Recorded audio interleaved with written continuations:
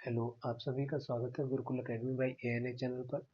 तो आज की जो हम लोगों की क्लास होगी वो सामान्य विज्ञान की होगी और ये क्लास आपकी वीडियोस के रूप में आया करेंगे, ना कि लाइव क्लास के रूप में। ठीक है, तो इस क्लास में हम लोग लगभग 10 मिनट में लगभग 50 क्वेश्चन जो एमसीक्यू हुआ करेंगे, आपके मोस्ट इंपोर्टेंट जो साइंस के बेसिक साइंस के जो आपके पेपरों में आए हुए होंगे वो क्वेश्चन हम सालों सभी के सभी हम लोग यहाँ पे डिस्कस किया करेंगे। ठीक है, तो चलिए पहला क्वेश्चन, छिली हुई सब्जियों में धोने से कौन सा विटामिन निकल जाता है?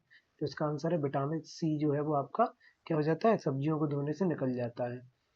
निम्नलिखित में से किसकी उपस्थिति के कारण दूध की जो मिठास आती है वो आपका है लैक्टोज। लैक्टोज के कारण क्या आती है, आपकी दूध की मिठास आ जाती है। प्रकाश संश्लेषण की क्रिया में किस प्रकार का प्रकाश सबसे अधिक प्रभावशाली होता है? लाल कलर का प्रकाश सबसे अधिक क्या होता है, प्रकाश संश्लेषण की क्रिया में सबसे अधिक प्रभावशाली होता है। पौधों की लंबाई में वृद्धि के लिए आवश्यक नहीं है। पौधों की लंबाई के लिए वृद्धि की आवश्यक नहीं है, तो इसका आंसर क्या होगा, सोडियम जो है वो आपका आवश्यक नहीं है पौधों की लंबाई के लिए। बाकी ये तीन चीजें आपकी इंपोर्टेंट रहती हैं पौधों के विकास के लिए। आ जाओ, सबसे अधिक लोहा पाया जाता है। तो सबसे अधिक लोहा आपको भी पाया किसमें पाया जाता है, हरी सब्जियों में सबसे अधिक लोहा पाया जाता है। श्वेत प्रकाश जब प्रिज्म से गुजरता है तो वर्ड सबसे कम विचलित होता है, यानी कौन सा रंग है जो सबसे कम विचलित होता है? तो आपको भी आंसर पता है इसका, लाल रंग जो है वो सबसे कम विचलित होता है। सबसे अधिक कौन सा होता है, बैगनी रंग। ठीक है, इसी वजह से वायुमंडल का कलर भी हमारा बैगनी रंग का या आकाश नीला रंग का दिखाई देता है। निम्नलिखित में से किस रंग का सर्वाधिक तरंग दैर्घ्य होती है? तो ध्यान रखना, सर्वाधिक अधिक, जो सबसे कम फैलेगा वही उसकी तरंग दैर्घ्य क्या होती है, सबसे अधिक। तो इसका आंसर भी क्या रहेगा, लाल रंग। जब किसी माध्यम का ताप बढ़ता है तो उस माध्यम में प्रकाश का वेग, यानी सीधा मतलब अगर टेम्परेचर बढ़ेगा तो प्रकाश पर उसका क्या प्रभाव पड़ेगा? तो ध्यान रखना, अपवर्तित रहता है, यानी कोई प्रभाव नहीं पड़ता। अगर टेम्परेचर कितना भी बढ़े लेकिन उसमें जो प्रकाश की स्पीड होगी वो सेम ही रहेगी। क्षितिज के समीप सूर्य और चंद्रमा दीर्घवृत्ताकार रूप में परिवर्तित होते हैं, इसका कारण है प्रकाशीय व्यतिकरण, ठीक है, अपवर्तन, परावर्तन या आकृतियों का वास्तविक परिवर्तन। यानी क्षितिज के समीप और दीर्घवृत्ताकार रूप में परिवर्तित होते हैं सूर्य और चंद्रमा, तो इसका कारण होता है अपवर्तन। ठीक है, इसको ध्यान रखना, बहुत बार एग्जाम में आया हुआ है। आ जाओ, एक कण का द्रव्यमान m और संवेग p है तो इसकी गतिज ऊर्जा क्या होगी? गतिज ऊर्जा का फॉर्मूला सभी को पता होता है, पी स्क्वायर बट्टे 2m। के बराबर क्या होता है, पी स्क्वायर बट्टे 2m। Right answer is the D. महान वैज्ञानिक आर्किमिडीज किस देश से संबंधित थे? आर्किमिडीज जो थे, आर्किमिडीज का सिद्धांत आपने पढ़ा होगा कि किस देश से संबंधित थे, तो ये थे ग्रीस से संबंधित। किससे, ग्रीस से। पावर शक्ति ऐसा ही मात्रक वाट होता है जो किसके समतुल्य है? ठीक है, ये इंपोर्टेंट हो जाता है आपका, किसके समतुल्य होता है? तो इसका आंसर होगा B is the right answer, kilogram metre प्रति सेकंड क्यूब। ठीक है, और सेकंड को ऊपर ले जाएंगे तो सेकंड की -3 हो जाएगी। ठीक है, ये ध्यान रखना, जो शक्ति का मात्रक यानी शक्ति का मात्रक वाट होता है वो किसके समतुल्य होता है, किलोग्राम इंटू मीटर प्रति सेकंड स्क्वायर। ठीक है, किलोग्राम इंटू, एक मिनट रुकना, इसमें थोड़ा मिसप्रिंट है, इसको जरा मैं सही कर देता हूँ, वो टाइप होने में गलती हो गई, यहाँ होगा मीटर स्क्वायर। ठीक है, तो किलोग्राम मीटर स्क्वायर, ठीक है, और सेकंड की घात -3, ये इसका आंसर होगा। ठीक, आ जाइए अगले प्रश्न में, न्यूटन मीटर किसका मात्रक होता है? आई थिंक ये पता होगा, न्यूटन मीटर किसका मात्रक होता है आपका। ठीक है, न्यूटन इंटू मीटर, सीधा सीधा है। ठीक है, आपका आंसर होता है ऊर्जा का। ऊर्जा का मात्रक क्या होता है, न्यूटन इंटू मीटर। ध्यान रखना है इसको। ब्लांटिंग पेपर द्वारा स्याही सूखने में शामिल होता है, जो ब्लांटिंग पेपर है वो आपका स्याही सूख लेता है, वो किसके कारण? इसका सबसे अच्छा एग्जांपल है केसकीय, केशकत्व के कारण। किसके कारण, केशकत्व के कारण। इसी के कारण आपकी लैंटेन लालटेन की जो स्याही बत्ती होती है उसमें ये तेल जो ऊपर जाता है वो किसके कारण आता है, केशकत्व के कारण। ठीक है, जब मैक संख्या एक नंबर हो, जब मैक संख्या क्या हो, एक नंबर हो, तो कौन सी ध्वनि होती है? तो एक ध्वनि को क्या कहा जाता है, उसे ध्वनिक कहा जाता है। क्या कहा जाता है, उसे ध्वनिक कहा जाता है। ध्यान रखना, जब मैक संख्या क्या हो, एक नंबर हो, मैक नंबर जैसे हवाई जहाज मैक संख्या पे उड़ते हैं, ठीक है, तो उसे ही क्या बोलते हैं, ध्वनिक। वायु में ध्वनि की चाल 332 मीटर प्रति सेकंड हो यदि दाब बढ़ाकर दुगना कर दिया जाए। दाब बढ़ाकर क्या कर दिया है, दुगना कर दिया है, तो ध्वनि की चाल क्या होगी? ध्यान रखना, ध्वनि की चाल पर दाब का कोई प्रभाव नहीं पड़ता है, दाब का कोई प्रभाव नहीं पड़ता है। ठीक है, दाब का कोई प्रभाव नहीं पड़ता है। ये ध्यान रखना। तो इसका आंसर कितना रहेगा, 332 मीटर प्रति सेकंड ही रहेगा।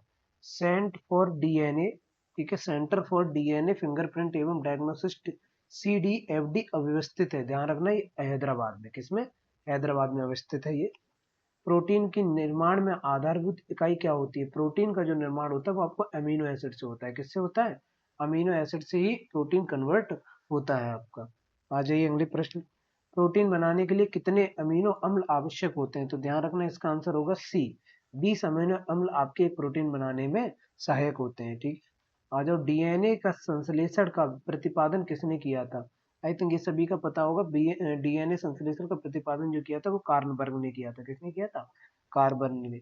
जीन का आकार होता है, जीन जो होता है वो किस आकार का होता है आपका, तो आपको पता है सर्पाकार आकार का, किस आकार का, सर्पाकार आकार का। निम्नलिखित में से कौन सी जांच एक बच्चे के पिता का निर्धारण करती है, ठीक है, कौन सी जांच, आंसर इसका डीएनए फिंगर प्रिंट, यानी अगर डीएनए फिंगरप्रिंट आप करोगे तो आपको पता चल जाएगा ये आपका बच्चा है या नहीं है। डॉक्टर हरगोविंद खुराना को किसके लिए नोबेल पुरस्कार मिला था, डॉक्टर हरगोविंद खुराना को किसके लिए, जेनेटिक कोड के लिए, ध्यान रखना जेनेटिक कोड के लिए डॉक्टर हरगोविंद खुराना को नोबेल पुरस्कार दिया गया था। डीएनए का मूल मात्रक है, डीएनए का मूल मात्रक है वो क्या है, न्यूक्लियोटाइड्स या न्यूक्लियोटाइड्स, ठीक है, तो इसका ध्यान रखना, D is the right answer, वो साइड से नहीं है, ओटाइड्स है, ठीक है, न्यूक्लियोटाइड्स। आत्महत्या की थैली क्या, किसे कहा जाता है, सभी को पता होगा, लाइसोसोम को, किसको कहा जाता है, लाइसोसोम को आत्महत्या की थैली कहा जाता है। ऊतक है, ऊतक एक प्रकार का क्या है, ठीक है, ऊतक है एक प्रकार का आपका समान कोशिकाओं का समूह, किसका, समान कोशिकाओं का समूह। निम्नलिखित में से कोशिका सूक्ष्मतम जीवित कोशिका है, तो सबसे सूक्ष्मतम जीवित कोशिका वो कौन सी है, माइकोप्लाज्मा, क्या है, माइकोप्लाज्मा। परागण, परागण यानी एक फूल से जो दूसरे फूल में जो उड़ के जाते हैं उसे बोलते हैं परागण। मैंने निम्नलिखित में से कौन सा तत्व आवश्यक नहीं है, यानी किसके द्वारा परागण नहीं हो सकता, तो आग, ठीक है, ये जरूरी नहीं है, बाकी हवा के द्वारा भी होता है, पानी के द्वारा भी और कीट के द्वारा भी, लेकिन आग के द्वारा नहीं होता है परागण की क्रिया आपकी, ठीक है।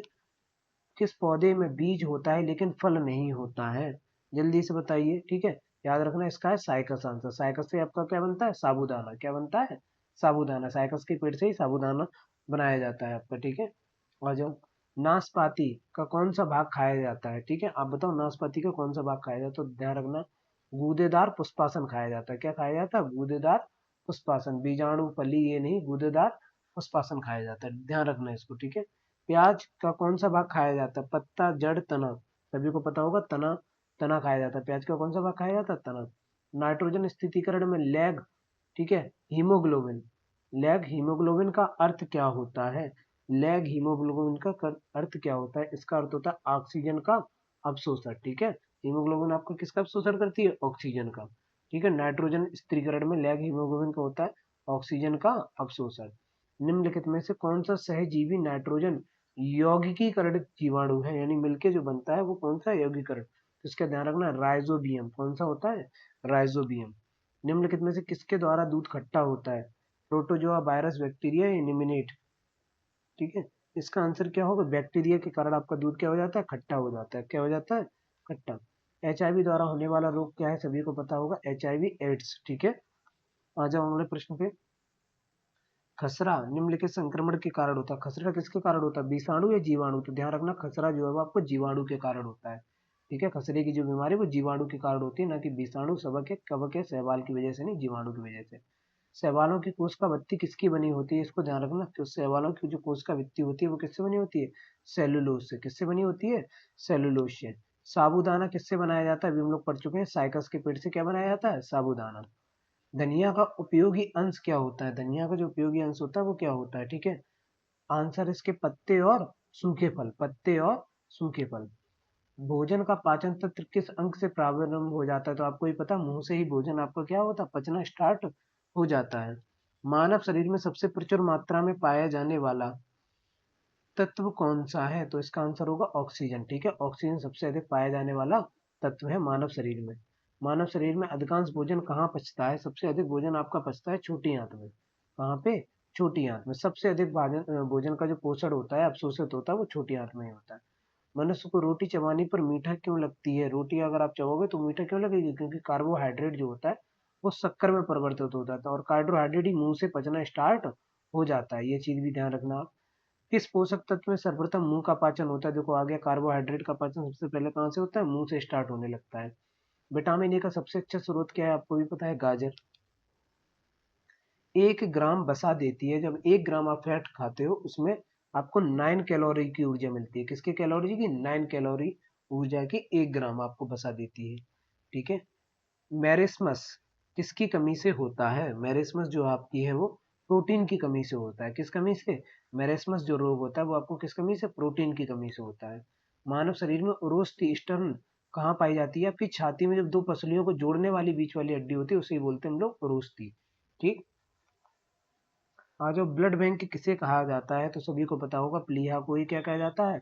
ब्लड बैंक भी कहा जाता है। किडनी की संरचनात्मक एवं कार्यात्मक इकाई है। किडनी जो होती है उसकी कार्यात्मक इकाई क्या होती है? नेफ्रॉन्स। क्या होती है? नेफ्रॉन्स। तो इतनी सी वीडियो आपको रोज मिला करेगी। ठीक है, तो इनको आप देखते रहिए। ठीक, और इनकी पीडीएफ में एक बार मैं सारी, जिस दिन मैं क्लास में हुआ तो आपको इसको बता भी दूंगा किसी दिन कि आपको ये वीडियोस, इसकी जो पीडीएफ वगैरह हो वो आपको कहाँ मिला करेंगे। तो ध्यान रखना, nephron is the right answer. ठीक है, चलो आज की क्लास हम लोग यहीं खत्म करते हैं, मिलते हैं कल। जय हिंद, जय भारत।